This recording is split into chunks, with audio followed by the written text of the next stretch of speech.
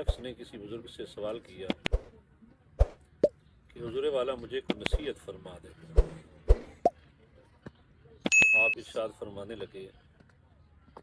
کہ بیٹا تم اس دنیا میں رہتے ہو، دنیا والوں کے ساتھ تمہارے معاملات بھی ہوتے ہیں، میں تمہیں نصیحت یہ کرتا ہوں، دنیا والوں کے ساتھ جب تم معاملات کرنے لگو تو درمیان سے دنیا والوں کو نکال دیا کرو اور اپنے سامنے اپنے مالک حقیقی کو رکھو۔ اس مالک نے آپ کو بھی پیدا کیا ہے، ان کو بھی پیدا کیا ہے، اور معاملات کرتے ہوئے جب اپنے مالک کو مد نظر رکھو گے، معاملات ہوں گے تمہارے دنیا والوں کے ساتھ ہی، لوگوں کے ساتھ ہی، لین دین کے معاملات بھی لوگوں کے ساتھ ہوں گے، باقی زندگی کے جتنے بھی سلسلے ہیں وہ بھی لوگوں کے ساتھ ہوں گے، لیکن فرمایا جب بھی تم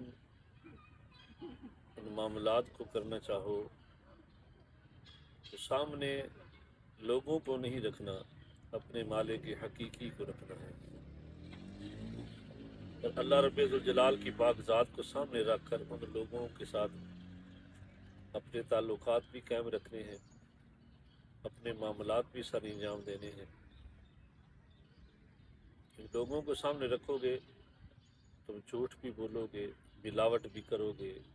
دغا بازی بھی کرو گے، لڑائی جھگڑے فساد بھی کرو گے، تم ان کو نقصانات بھی پہنچاؤ گے، لیکن اگر تمہارے سامنے لوگوں کی بجائے مالک حقیقی کی منشا سامنے ہو، اللہ رب ذوالجلال کی ذات پاک کی محبت تیری آنکھوں میں جھلک رہی ہو، اور اس محبت کے اندر رہ کر تم جب لوگوں سے معاملات کرو گے تو یہ محبت تمہیں جھوٹ سے بچائے گی، یہ محبت تمہیں ملاوٹ سے بچائے گی، یہ محبت تمہیں دھوکہ بازی سے بچائے گی، یہ محبت تمہیں ظلم و زیادتی سے بچائے گی، یہ محبت تمہیں ہر قسم کے برے عمل سے محفوظ کر لے گی۔ جب تم یہ نظریہ رکھو گے کہ میرے سامنے جتنی بھی مخلوق ہے یہ سارے کے سارے میرے رب کے بندے ہیں، اس مالک کی حقیقی کے پیدا کردہ مخلوق ہے، اور اللہ رب ذوالجلال کی محبت کو سامنے رکھتے ہوئے جب تم عمل کرو گے تو تمہارا ہر عمل، چاہے وہ دنیا کے اندر رہ کر کیا جانے والا ہے، جس سلسلے میں بھی کیا گیا ہے، تمہارا وہ ہر عمل تمہیں اپنے رب کے قریب تر کرتا چلا جائے گا، قریب سے قریب تر کرتا چلا جائے گا، اور ہمہ وقت وصل یار میں رہو گے، ہر وقت خیال یار میں رہو گے، ہر وقت نگاہ یار میں رہو گے، تم جہاں بھی دیکھو گے تجھے خالق حقیقی کے جلوے نظر آئیں گے، گویا کہ کائنات کی ہر شے تجھے اپنے مالک کا پتہ بتائے گی۔ حضرت سیدنا امام حسین رضی اللہ تعالی عنہ آپ کی پاک بارگاہ میں ایک سائل آیا مانگنے کے لیے، خیرات طلب کرنے کے لیے، اور اس نے اپنی صدا لگائی، اور میرے امام نے جو کچھ اس کو نوازنا تھا ایسے اپنے ہاتھوں پر رکھا اور اس سائل کے سامنے پیش کر دیا۔ جب وہ سائل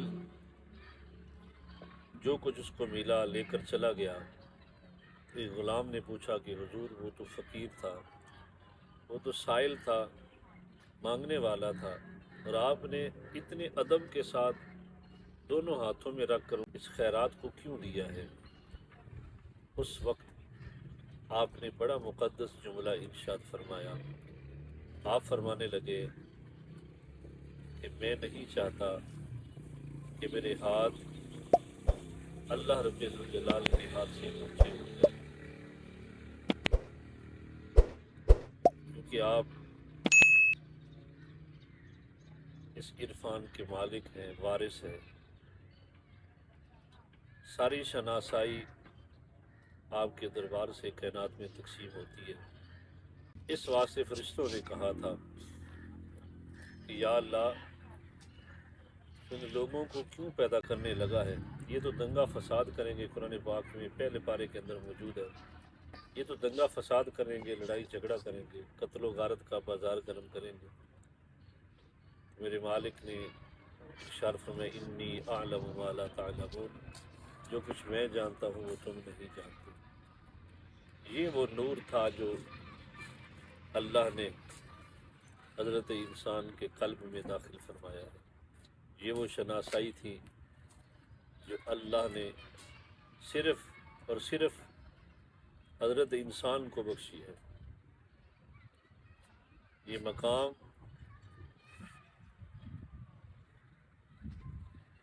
اور یہ شان، یہ عظمت پوری کائنات میں صرف حضرت انسان کے حصے میں آئی ہے۔ انسان کو اچھا عمل کر لے تو کہتے ہیں کہ یہ تو فرشتوں سے بھی افضل ہے، لیکن علامہ اقبال رحمۃ اللہ تعالی علیہ نے اس کا نقشہ کھینچا نا۔ آپ فرماتے ہیں فرشتہ کہنے سے میری تحقیر ہوتی ہے، فرشتہ کہنے سے میری تحقیر ہوتی ہے، میں مسجود ملائکہ ہوں، مجھے انسان ہی رہنے دو۔ کہ تم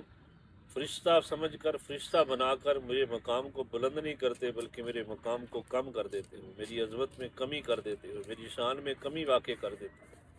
کیونکہ میں تو وہ ہوں جس کو فرشتوں نے بھی تعظیمی سجدے کیے ہیں۔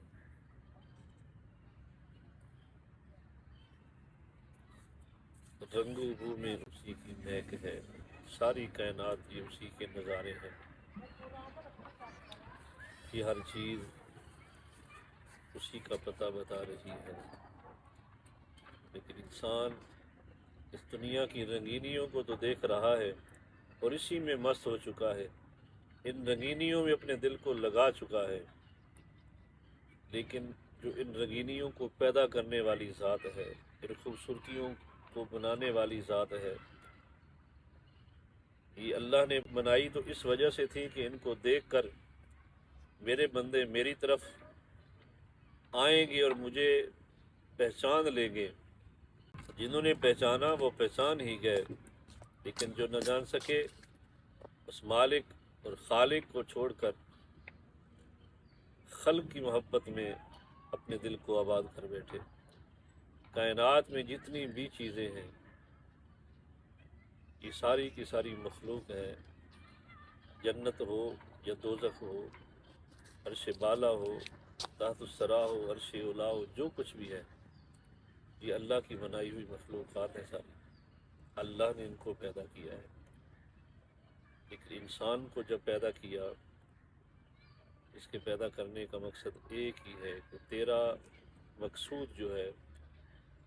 وہ ذات باری تعالیٰ ہے، تیرا پاک رب ہے۔ جب تم اس کو پالو گے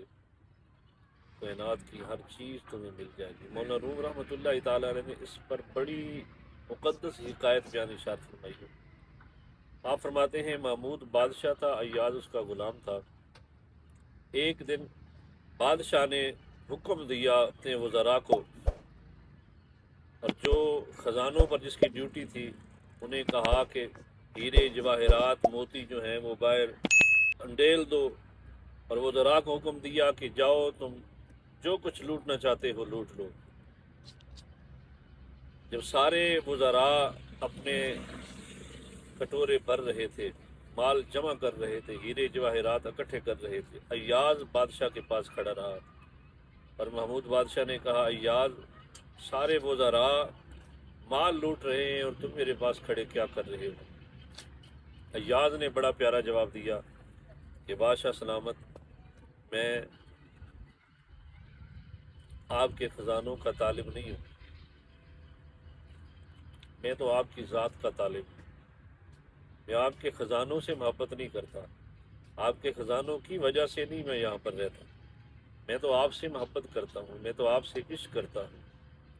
مولانا روم رحمۃ اللہ تعالیٰ ارشاد فرمانے لگے، اس نے کہا کہ بادشاہ سلامت، اگر آپ میرے ہو گئے تو آپ کے سارے خزانے بذات خود میرے ہو جائیں۔ حضرت انسان کو بھی یہی درس ملا ہے، اور حقیقت بھی یہی ہے، شاید کہ اتر جائے تیرے دل میں میری بات۔ حقیقت بھی یہی ہے کہ کوئی کسی سلسلے کے طلب میں کوشش کرتا ہے، کوئی کسی چیز کی طلب میں کوشش کرتا ہے۔ بعض اللہ فرماتے ہیں کوئی جنت کی طلب میں عبادت کرتا ہے، کوئی جہنم کے خوف سے عبادت کرتا ہے، لیکن عشاق فرماتے ہیں جن کے سجود اللہ کے لیے ہوتے ہیں، اللہ کی محبت کے لیے ہوتے ہیں، اس کے عشق میں ڈوب کر سجدے عبادت اور ریاضت کرتے ہیں۔ اس حکایت کا مضمون بھی یہی بنتا ہے کہ جب اللہ بندے کا ہو جاتا ہے تو جنت کو تو اللہ نے پیدا انسان کے لیے کیا ہے۔ سبسکرائب کیجئے ہمارے چینل کو اور بیل آئیکن کو دبائیے ہماری لیٹسٹ ویڈیو سب سے پہلے دیکھنے کے لیے۔